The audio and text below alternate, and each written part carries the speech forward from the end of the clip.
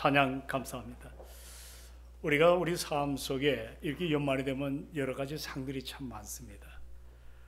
특히 참 세계 여러 가지 분야에 최선을 다한 사람들에게 주는 세계적 권위를 가진 노벨상도 보면 참 그 가치가 이루 말할 수가 없습니다. 또 우리 종교의 노벨상이라는 이 템플턴 상도 마찬가지입니다. 그리고 이제 문학이나 예술계를 빛낸 그 여러 가지 아카데미상, 지금까지 여러분 배너라는 영화는 11개 부분에 상을 다 휩쓸은 참 엄청난 그런 그 대형 거작이 아닙니까? 이렇게 구석구석 그 수고, 그리고 그 희생, 그리고 최선을 다한 사람들을 좀 이렇게 상으로 조그마한 것들을 보답하는 우리가 그 참 세계 문화의 아름다움이 이 상이라는 것이 있습니다. 그런데 여러분, Master of Influence라고 하는 상이 있습니다. 굳이 우리말로 좀 표현한다면 그 당대에 뭔가 최고의 영향력을 끼쳤던 그 사람들에게 주는 또 하나의 그 상이 있는데, 이 상은 특징이 있습니다.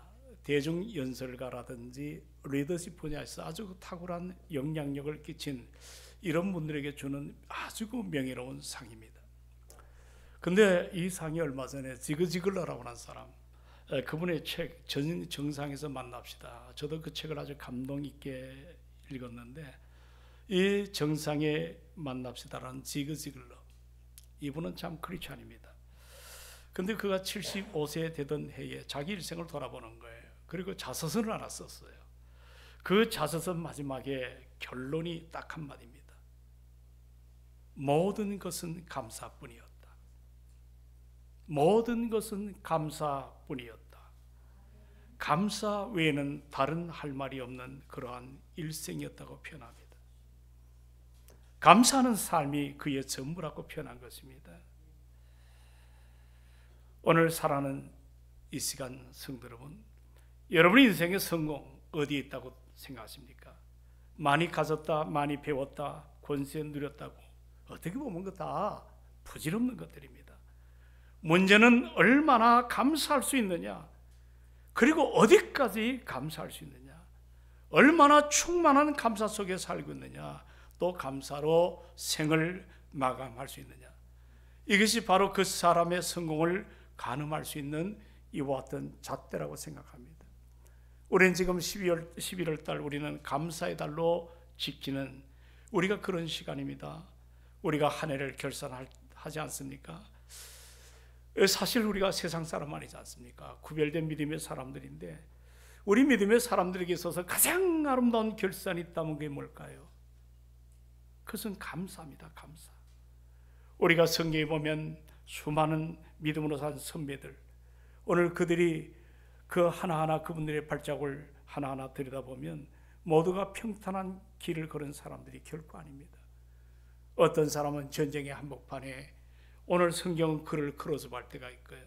어떤 사람은 정말 지독한 가난, 그리고 질병을 벗어나지 못한 채 눈물의 골짜기를 걸어오는 그런 사람들. 근데 그들의 특징은 한 가지로, 원망 대신 불평 대신 생애에 대한 여러 가지 좌절 대신에 그들은 감사하는 삶을 살았습니다. 고비 때마다 감사로 승리했습니다. 왜 그렇습니까? 감사는 단순히 어떤 내 감정의 표현이 아니에요. 어떤 환경과 여건 가운데도 그 모든 과정 속에 함께 하시는 그 하나님의 은혜가 내 인생의 버팀목이 되어주시고, 내 삶을 지탱케 하시고, 내 삶을 이끌어 가심에 대한 그 소중한 마음 담아 오늘 우리가 감사할 수가 있는 것입니다. 여러분, 감사는 절망을 소망으로 바꿉니다. 막힌 문을 다시 한번 여는 우리에게 열쇠가 되는 것들을 보게 됩니다. 오늘 이 아침 우리가 함께 난 로마서 6장 17절에 보시면 이 바울이 감옥에 가두어졌어요. 그는 감옥에서 외칩니다. 하나님께 감사하리로다. 하나님께 감사하리로다. 여러분, 이 말은 단순한 인사가 아닙니다. 한 영혼, 그 영혼 깊은 것에 터져나오는 구원의 감격, 그리고 영혼의 확신, 그리고 하나님께 속한 자로 살아가는 은혜로운 고백이 이 속에 담겨 있습니다. 여러분, 다시 말씀드립니다. 여러분, 바울이 이 감사의 고백이 어느 장소지요? 감옥입니다. 감옥. 자유가 없는 것입니다. 미래가 없는 것입니다. 그리고 여러분, 바울은 이 감옥에 갇힌 것은 그가 죄가 많기 때문에 어떤 형량을 치르기 위해서 감옥 생활한 것이 아닙니다. 그는 정말 억울하게 감옥에 갇혔습니다. 그런데도 불구하고 그는 감사하리로다고 외치지 않습니까? 도대체 무엇이 감사이길래 이런 표현을 했을까? 오늘 우리는 11월 이제 우리가 첫 번째 주를 맞습니다. 이 바울의 고백을 통해 참된 감사자의 신앙이 무엇인지, 그리고 우리가 감사하되 어떻게 감사해야지 우리의 삶이 새로워지는지를 오늘 본문을 통해서 함께 은혜 가운데 성령의 놀라운 역사, 우리 모두에게 이것이 우리 것이 되기를 주의 이름으로 축원합니다. 여기 17절과 18절에 보면 왜 우리가 감사해야 되는가? 감사의 이유입니다. 다른 게 아닙니다. 신분의 변화 때문에 그렇습니다. 신분의 변화. 여기 17절, 18절을 함께 읽어볼까요? 자, 말씀을 정중하게 받으십니다. 17절, 18절 시작. 하나님께 감사하리로다. 너희가 본래 죄의 종이더니 너희에게 전하여 준 바 교훈의 본을 마음에 순종하여 죄로부터 해방되어 의에게 종이 되었다. 여기 여러분 아주 간략 문장을 정리해서 얘기해 봅시다. 너희가 전에는 어떤 종이었다고? 죄의 종이었다. 이제는 뭡니까? 의에게 종이 되었다. 이 말을 우리가 신학적으로 표현하면 신분의 변화입니다. 내가 달라졌다는 겁니다. 바울은 믿기 전에 어떤 사람이에요? 정말 교회를 박해한 아주 못된 사람입니다. 예수님이 싫어도 그렇게 싫을 수가 없습니다. 자기 의의 잣대를 가지고 마구잡이로 믿는 사람을 잡아다가 공에다 넘겨버립니다. 스데반이라고 하는 초대교회 신실한 종이 순교를 당할 때, 돌탕을 맞을 때 그 옆에서 증인으로 공증했던 사람이 사울 바울이었습니다. 자기는 항상 율법에 의롭다는 걸 갖고 살아갑니다. 그러나 사실은 자기처럼 죄의 종으로 살던 이런 비참한 인생이 바울이었습니다. 그는 어느 날 사이탄 감옥에 이제 또 한 번 죽음을 앞전에 두고 그의 사랑하는 믿음의 아들 디모데에게 편지를 하나 띄웁니다. 그것이 목회 서신이라고 표현하는 디모데 전후서입니다. 거기 보면 바울은 자기가 과거에 예수를 믿기 전에 부끄러운 고백을 해요. 그의 제자에게 이런 고백 사실 잘 안 하거든요. 자기는 비방자였다. 나는 박해자였다. 나는 포행자였다. 그리고 자기는 죄인 중에 괴수라고도 표현합니다. 한마디로 하나님을 대적했던 그런 사람입니다. 오늘 여러분들이 어디 회사에 나가면 반드시 이력서를 제출하지 않습니까? 교회도 우리 동성교회는 권사, 안수집사는 이력서를 내지 않습니다. 그러나 장로는 아무래도 노예가 관계되기 때문에 여러분의 이력서를 냅니다. 그런데 우리가 오늘날 세상에 얼마나 가짜가 많은지, 이력서에 전부 가짜를 작성하는 사람들이 상당히 많습니다. 자기를 드러내게 하기 위해서죠. 그런데 오늘 바울은 차디찬 감옥에서 마지막 순교의 현장에서 자기 믿음의 아들이었던 디모데에게, 디모데야, 나는 핍박자였다. 숨기고 싶은 과거를 끄집어냅니다. 나는 포획행자야. 나는 변절자야. 근데 그러한 가치가 없는 나를 계속해서 뭐라고 표현하면 하나님께서 나를 능하게 하여 주셨다. 그리고 나는 이것 때문에 거기도 바울의 고백이 나옵니다. 감사하노니라고. 나를 능하게 하신 그리스도 예수 주님께 감사합니다. 왜 감사했을까요? 못난 내 자신, 부끄러운 내 자신, 내 이력서를 감추고 싶은 그런 인생을 나를 충성되게 여겨서 직분을 맡겨주셨다는 겁니다. 한마디로 우리 하나님은 바로 바울을 죄의 종에서, 죄의 계수에서 사도로 세운 것입니다. 얼마 전에 제법 우리나라에 저명한 크리스찬 잡지가 있습니다. 디사이플이라고. 우리 교회 그 취재하는 분이 왔어요. 첫 마디 질문이 기자가 뭐라 하냐면, 목사님 어떻게 목사가 되었나?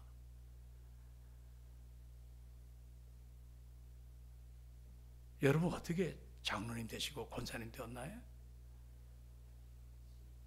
제가 그 이야기를 마치 권투 선수가 훅을 집어넣는 것처럼 나에게 훅 들어오는데 내가 한 1분을 멈췄습니다. 나는 사실 목사 될 만한 마음이 손톱만치도 없는 사람이었습니다.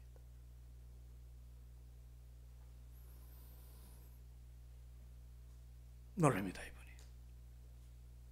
내가 여러 차례 삼수까지 했나요? 탄광도 가봤죠. 절망에, 저는 모든 게 젊을 때 내 삶의 스크린에 보면 말하고 싶지 않은 아픈 상처가 많은 목사입니다. 하도 떨어지는 게 익숙하니까 나를 지도하는 목사님이 나를 데리고 신학교로 갑니다. 그리고 신학생이 됐습니다. 내 의지와는 전혀 상관이 없습니다.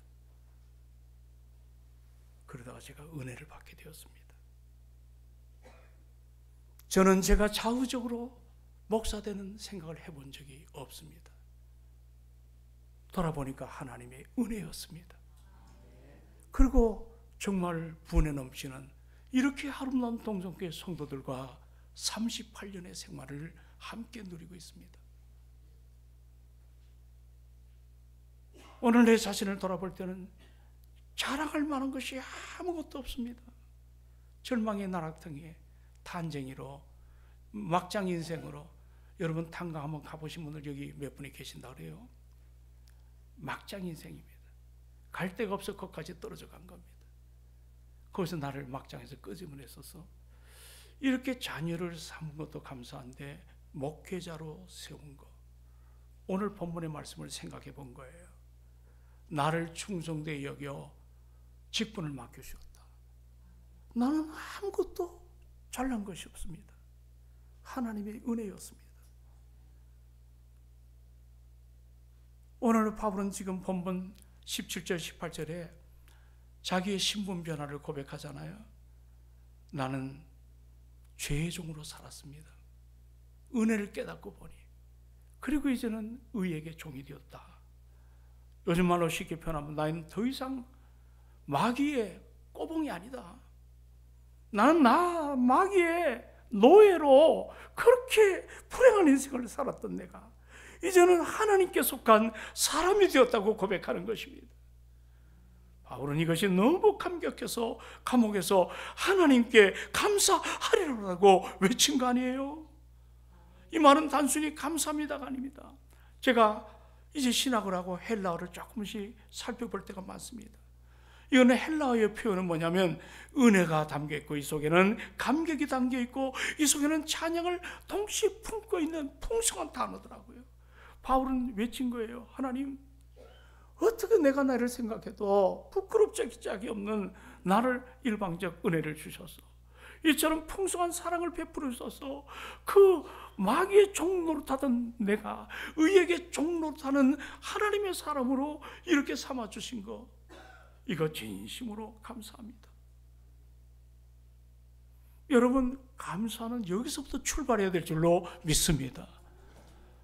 내가 하나님의 자녀로 신분의 변화. 여러분, 바울은 지난날에 거듭나기 전에 자기는 한 번도 내가 죄인이라고 생각한 사람이 없어요. 저는 장로님들 교회 갈 때마다 이 강단에서 좀 많이 오십시오. 유창한 기도 중요하지만 내가 죄인 됨을 고백할 줄 아는 용기 있는 그런 삶이 참 필요한 것 같습니다. 바울은 은혜 받기 전에는 내가 인생의 최고라 생각했습니다. 그러나 그것이 깨닫고 보니까 죄의 종이거든요. 죄의 종. 그런데 다메섹으로 가던 길목에서 바울이 인생의 새로움을 봤어요. 부활하신 주님의 영광의 빛, 그 영광의 빛을 보게 되었습니다. 그건 지난날 태초에 빛이 있으라 하시며 세상을 창조하신 하나님께서 이 바울에게 다가가셔서 그의 어두운 심령에 부활하신 예수님께서 당신의 영광의 빛을 비춰주신 것입니다. 바울은 바로 그 순간에 자기의 진정한 모습을 깨닫게 된 것입니다.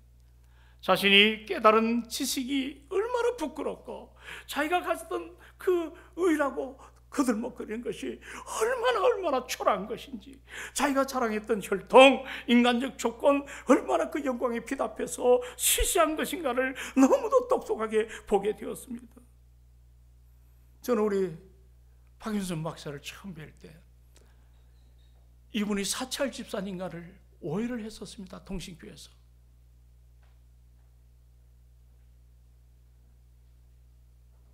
세계 최고의 신학자 중에 한 분이고 한국교회의 탁월한 리더십을 이끌었던 목사님의 모습이 교회 사찰로서 일하는 집사님처럼 보였습니다. 우리는 진정으로 부활하신 영광의 빛 앞에 비칠 때 내가 자랑하던 것들은 그 강한 빛 앞에 아무것도 아닙니다. 나는 결국 초라하게 빚어진 한 질그릇에 지나지 않는다는 사실을 깨닫게 됩니다. 그리고 자기가 지난날 죄의 종로를 했던 사실을 깨닫게 되는 것이죠. 그 순간 바울은 완전히 바뀝니다. 여러분, 바울의 이름이 두 개예요. 예수 믿기 전에 이름이 뭐죠? 사울입니다. 사울은 무슨 뜻이죠? 큰 자라는 뜻이에요. 나는 대단하다. 그런데 보십시오. 그가 은혜 받고 이름이 계명이 되었습니다. 뭐로 계명이 되었습니까? 바울입니다. 조그만 자다. 나는 아무것도 아니다. 전에는 자기 혈통, 왜냐하면 왕골이죠. 거기서부터 뭐 이거저거 끌어대 가지고 나는 최고의 그런 혈통을 자랑했지만 은혜 받고 나니까 남들이 무시하고 남들이 외면하는 그 십자가를 사랑하게 되었습니다. 전에는 율법의 종이었지만 이제는 예수의 사람이 되었습니다. 이 일에 대하여 바울은 빌립보 3장 7절로 8절에 뭐라고 얘기하냐면, 그러나 내가 무엇이든지 유익하던 모든 것을 이제는 그리스도를 위하여 다 해로 여길 뿐더러, 해로 여김은 내 주 그리스도 예수를 아는 가장 그 지식이 고상함이라고 표현하고 있습니다. 사람이 달라졌습니다. 내가 위대한 게 아닙니다. 내 안에 역사하시는 예수 그리스도, 나를 바꾸시고 나를 잔존 삼으신 그리스도, 그분이 내 인생의 최고라고 고백합니다. 나는 이번 감사절에 여러분 얘기하면 감사하니까 돈을 얼마나 내고 그게 중요한 게 아닙니다. 내가 정말 은혜 앞에 서게 되면 늘 울어도 눈물로 갚을 길이 없는 이런 아름다움이 우리 삶에 바뀌어질 줄로 믿습니다. 여러분, 제가 좋아하는 아동수필가 이 정채봉 씨라고 하는 아주 유명한 그리스도인 아니에요. 얼마 전에 세상을 떠났는데, 이 정채봉 씨 이분이 쓴 세상에서 가장 짧은 동화라는 제목의 글이 있습니다. 그 내용은 참 짧아요. 이제 세탁소에 갓 들어온 새 옷걸이, 그 양복 옷을 거는 옷걸이 있잖아요. 그 새 옷걸이한테 옛날 고참 옷걸이, 흔 옷걸이가 말 한마디를 해요. 야, 너 옷걸이라는 그 사실, 너 옷걸이라는 그 사실 한시도 잊지 마라. 그러니까 신참이 왜 옷걸이라는 것을 그렇게 강조하시죠? 아니, 잠깐씩 입혀지는 옷이 마치 자기의 신분인 양 교만한 옷걸이들을 내가 그동안 너무 많이 봤기 때문이다. 우리도 마찬가지입니다. 결코 주 안에서 교만하나 자만해서는 안 될 줄로 믿습니다. 우리가 귀중한 존재로 인정받는 것은 내가 잘나서가 아닙니다. 내가 목사라는 건 내가 목사라서 멋지기 때문이 아닙니다. 여러분보다 저는 생활적으로도 또 인격적으로도 또 제가 하는 모든 것도 너무 부끄럽게 짝이 없는 목사입니다. 고개를 들지 못할 때가 한두 번이 아닙니다. 어떨 때는 이게 내가 이 목사를 언제까지 해야 되는가, 이런 고민이 어느 누구보다도 많이 있는 것이 저의 삶입니다. 설교 한 편 준비하는데 피가 마릅니다. 가끔 보면 이야기 이렇게 들어보면 낮에 설교가 저녁에도 까먹는 분들이 많습니다. 다음 주에는 더더구나. 그나마 우리 장로님께서 설교를 요약하시면서 하시기 때문에 제가 다시 한번 은혜 앞에 설 때가 참 많습니다. 여러분, 옷걸이 비유, 너가 새 옷걸이라고 여러 양복이 좋은 게 걸쳐지면 그게 너가 아니다. 너는 잠깐 그런 옷을 받쳐주는 옷걸이일 뿐이다. 내가 귀중한 존재로 인정받는 것은 여러분 내 삶 속에 아름다운 옷이 걸쳐져 있기 때문입니다. 나는 아무것도 아닙니다. 우리는 예수를 알기 전에 죄의 종에서 이제는 의의 종이 된 신분의 변화가 있다는 사실, 이것 때문에 우리가 감사하시기를 주의 이름으로 부탁을 드립니다. 그리고 또 하나, 바울은 여기서 멈추지 않습니다. 19절로 22절에 보면 여기서 너희들이 신분의 변화, 그거 하나로 멈춰서는 안 된다는 겁니다. 이제는 달라져야 된다고 합니다. 신분이 바뀌면, 따라합시다. 신분이 바뀌면 삶의 방향도 바뀌어줘야 된다. 그게 19절입니다. 우리 한번 다 같이 말씀을 봅니다. 19절에 시작.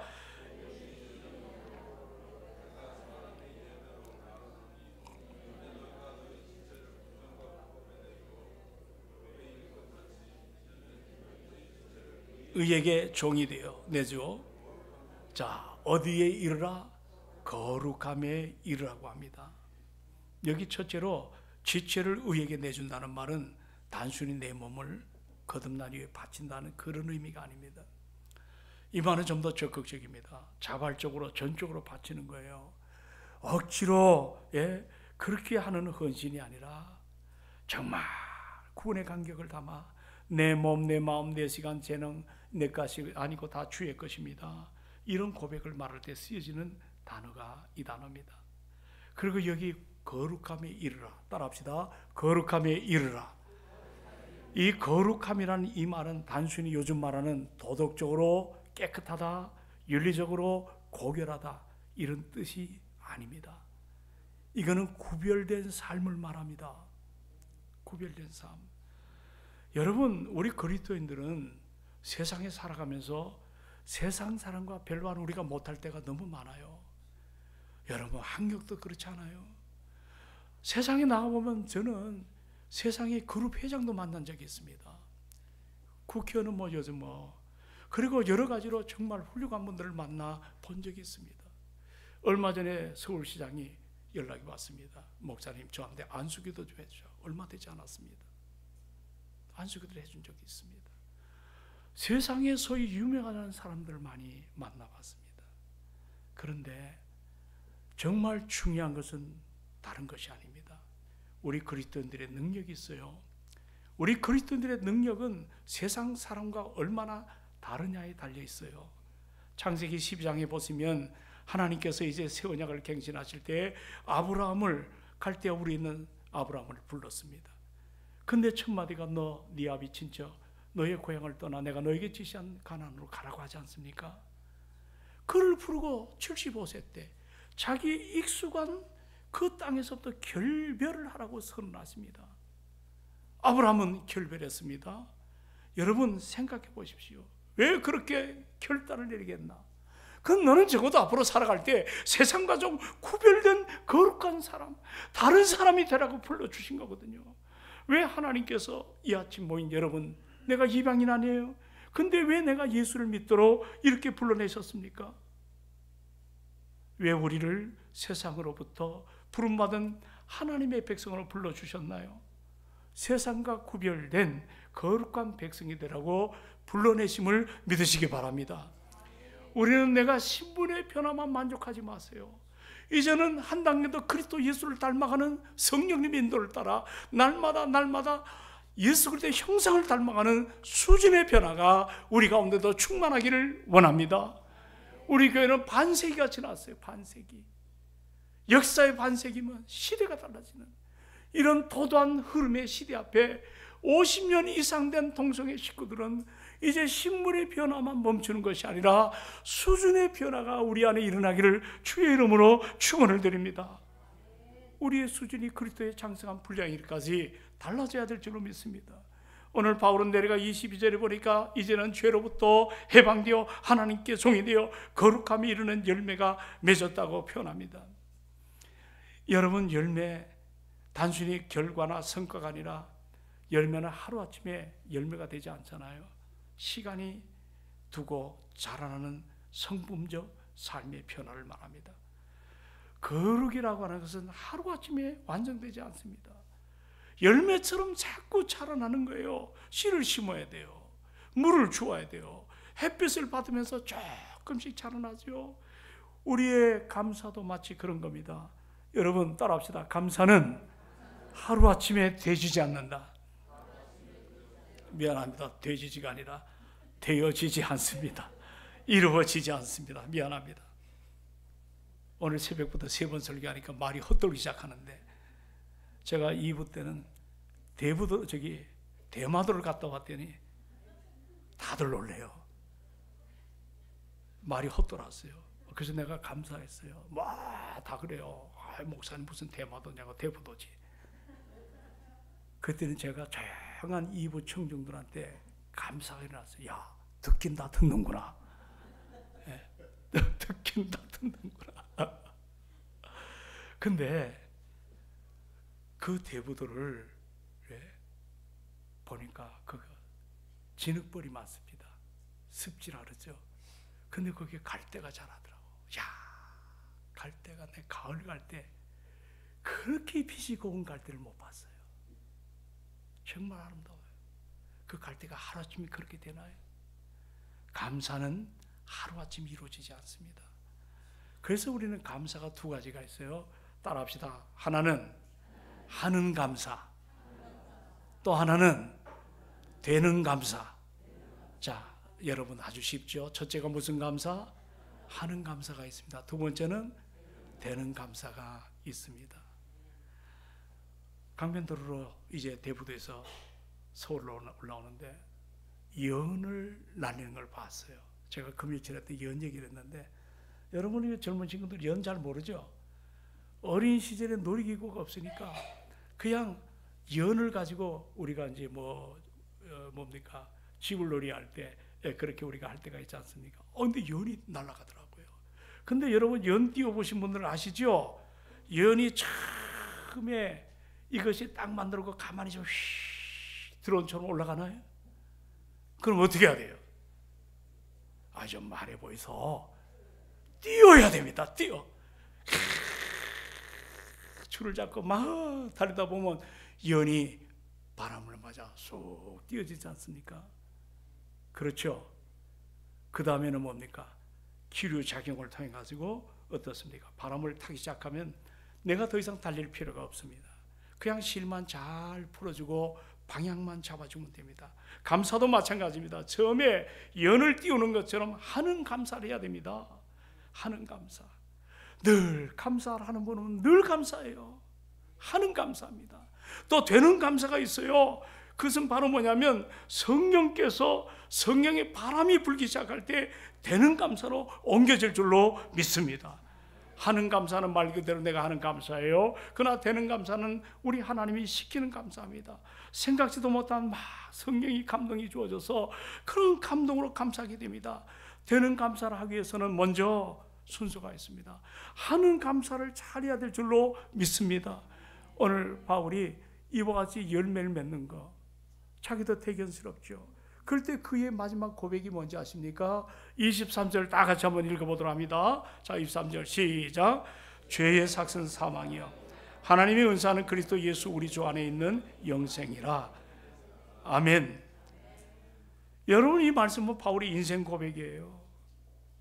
그는 누구보다도 대단한 사람으로 착각했지만 결국 착각할수록 대단한 사람이라 인정할수록 그는 죽음을 향해 사망으로 빠지는 소망 없는 인생입니다. 고백한 겁니다. 죄의 삭은 뭐라고요? 사망이에요. 이게 바울의 옛 모습입니다. 그런 자신이 하나님의 생명을 받게 되었습니다. 그것을 성경은 영생이라고 표현합니다. 영생은 다른 게 아닙니다. 영원한 생명이거든요. 여러분, 원천이 있고 지천이 있어요. 우리 하나님은 원천의 하나님이십니다. 하늘 생수를 우리에게 부어주십니다. 여기 영생이란 말은 죽으면 가는 것이 아닙니다. 이미 내가 예수를 믿을 때 내 안에 성령이 내 안에 역사하십니다. 그리고 나를 통해 일하시기를 원하십니다. 그리고 우리가 죽어가는 것이 영생이 아닙니다. 이미 우리는 예수를 믿을 때 영생 받음을 믿으시기 바랍니다. 그런데 그 영생의 소유자는 하늘의 생수를, 원천의 생수를 공급받아요. 우리는 지천이거든요. 우리 심령이 왜 많을까? 우리 삶이 왜 이렇게 퇴폐할까? 우리 삶이 왜 감격이 없을까? 늘 부정적일까? 뭘 얘기를 들어도 똑바로 들으려고 하지 않습니다. 그냥 이상하게 꽈배기 틀듯 트는 사람들이 있어요. 옳게 듣질 않아요. 그리고 자기가 최고인 줄 알아요. 불쌍한 거죠. 좀 들을 때 듣기를 주의 이름으로 부탁을 드립니다. 그런데 그 왜 그러냐면 원천의 생수를 마시지 못하기 때문에. 제가 어느 장로님 가정에 가서 신방을 했습니다. 이사야 58장 11절에 물된 동산, 우리 마른 심령 안에 원천의 생수를 마신 자는 물된 동산처럼 마르지 않는 샘처럼 우리 삶이 풍요롭게 될 줄로 확신합니다. 여러분, 하박국 때 2장에 그런 고백이었습니다. 물이, 따라합시다. 물이 바다를 덮음처럼 여호와를 아는 지식을 온 땅에 펼쳐나가는가. 그게 여러분의 사명이기를 주님의 이름으로 축원합니다. 물든 동산이면 가능한 거예요. 원천의 복을 받아야 돼요. 그러나 지천인 내가 마르지 않습니다. 저는 이 말씀을 생각하면서 그런 생각했습니다. 영생을 생각하다 보니까 요한복음 4장에 여러분들 수가성 여인이 나오잖아요. 그는 왕따를 당한 여인입니다. 5명의 남편을 갈아치우고 지금 있는 남편도 지 남편이 아닙니다. 모든 사람들이 손가락질 당합니다. 결국은 공동체 안에 함께 머무를 수가 없어가지고 대낮에 사람을 피해가지고 장렬하는 태양을 받아가며 야곱의 우물가까지 가서 물을 길는 그런 인생 아닙니까? 어느 날 거기 보니까 웬 낯선 사람이 있는 거예요. 그가 물어봅니다. 얘야, 네가 먹는 물은 곧 마르지만 내가 너에게 주는 이 생수는 마르지 아니하는 영원한 샘물, 영생이 되리라고 말씀합니다. 그때 영생이 나오더라고요. 여러분, 영생은 하늘의 생수입니다. 우리가 오늘도 이 시간에 하늘의 생수를 마시기를 주의 이름으로 축원합니다. 지식으로 목회하면 제가 볼 때는 1년도 안 되다 다 말라버립니다. 내 상식으로 목회도 오래가지 못합니다. 하늘의 생수를 마시기를 주의 이름으로 축원합니다. 그 생수를 마시게 되면 내 삶이 말라지지 않습니다. 예수님은 수가견에게 그 생수를 주시기를 원하셨죠. 그런 그 생수를 마시고 부끄럽지가 않습니다. 자기를 멸시하고 괄시하는 산 아래 내려가가지고 자기를 겉으로 무시하는 사람들에게 내가 만난 그리스도 예수, 그 예수를 만났다고 전하지 않습니까? 전도는 하늘의 생수를 마신 자는 자연스럽게 감당할 줄로 믿습니다. 여러분, 우리는 제자 훈련을 하고 있죠. 제자 훈련을 마치면 필수 코스가 양화진에 가는 겁니다. 양화진에 가게 되면 거기는 어떤 이것이 신촌에 바로 있는 그런 자리인데, 거기에 보면 여러분, 이 땅의 복음을 전하기 위해서 1세기 전에 발을 들여놓았다가 풍토병에 걸려서 죽거나 때로 잘 적응하지 못해 죽은 어린아이 무덤, 그 선교사 부인의 무덤, 그리고 짧은 인생을 마친 젊은 선교사들의 무덤이 가득 있습니다. 한마디로 그 사람들 대부분 무명의 선교사입니다. 그곳에 수많은 선교사들과 믿음의 선배들이 잠들어 있는 현장이거든요. 거기 가면 언더우드 무덤도 있습니다. 아펜셀로, 그리고 스크랜턴이라고 하는 이름 있는 사람도 있지만 이름 없는 수많은 무덤이 양화진에 있습니다. 저는 생각해 봤습니다. 제자훈련 마치고 거기에 한참 서 있을 때가 많습니다. 야, 저들이 두렵지 않겠는가? 저들도 우리처럼 살고 싶었습니다. 언더우드 편지를 읽어봤습니까? 조선이란 땅 너무 두렵습니다. 사람들이 우리를 이상하게 생각합니다. 가고 싶은 마음이 사실 인간적으로 없습니다. 그러나 주님이 가라니까 그 길을 간 겁니다. 왜 두렵지 않겠습니까? 그들이라고 여러분, 정말 아펜셀러 같은 사람, 미국의 부통령 보고하는 유명한 사람인데 그가 의사 자격을 갖고 이 땅에 왔습니다. 그러다가 황해도 바다에서 이화여대 그 학생들이 물에 빠진 걸 건지다가 익사를 하고 세상을 끝난 사람이에요. 정말 허무하게 죽은 사람들이 한둘이 아닙니다. 그들이라고 여러분 가족이 그립지 않겠습니까? 그들이라고 죽음 무섭지 않겠습니까? 그러나 그들이 왜 그것을 이겨낼 수 있습니까? 하나님의 조에 영생입니다. 영생을 소유했기 때문입니다. 우리도 영생을 이미 소유한 것을 믿으시기 바랍니다. 하늘의 생수를 마신 자들입니다. 그것이 있기 때문에 하나님이 나를 쓸 때 하나님께서 나를 쓰신다는 것 때문에 이 세상에 잣대로 보면 별것이 아닌 것 같아도 그 일을 묵묵하게 감당하는 그런 모습으로 아름답게 한 생을 이 땅에 와서 살았던 사람들이 오늘 그들의 희생을 통해서 대한민국에 이렇게 800만이 넘는 성도가 있지 않습니까? 5만 교회가 넘는 교회가 이 자리에 있지 않습니까? 오늘 말씀을 정리합니다. 여러분, 바울은 죄의 종입니다. 마귀의 꼬병이었습니다. 예수를 영접하고 신분이 바뀌었습니다. 그리고 그는 성화의 구원, 수준이 달라집니다. 그리고 영생을 깨닫게 될 때 그는 외칩니다. 감사하리로다. 나는 우리 동성 식구가 여러분 그저 감사 절기는 감사 헌금 그게 아니에요. 내 안에 구원의 감격이 다시 한번 회복되기를 주의 이름으로 축원을 드립니다. 그 감격 때문에 우리 안에 감사가 일어나는 이제 11월 10달을 살아오셨습니다. 어떻게 살아오셨나요? 나를 한번 좀 돌아보십시오. 이제 우리가 불평과 불만, 꽈배기처럼 늘 삐뚤어진 마음으로 살아가는 것이 아니라 정말 감사할 줄 아는 그런 신실한 삶이 일어나기를 주의 이름으로 축원합니다. 불평의 모드를 다 바꾸세요. 이 시간에 다 바꾸세요. 무엇으로? 감사 모드로 바꾸기를 소망합니다. 감사가 많을수록 우리는 더 강해질 줄로 믿습니다. 그래서 이 한 달 우리 여기 예배 참석했는데 어느 권사님은 멀리서 오시는 분인데 들어오자마자 감사를 10가지를 하신대. 기도 속에서. 제가 그 얘기를 듣고 너무 송구스러웠어. 감사를 10가지를 시작한다.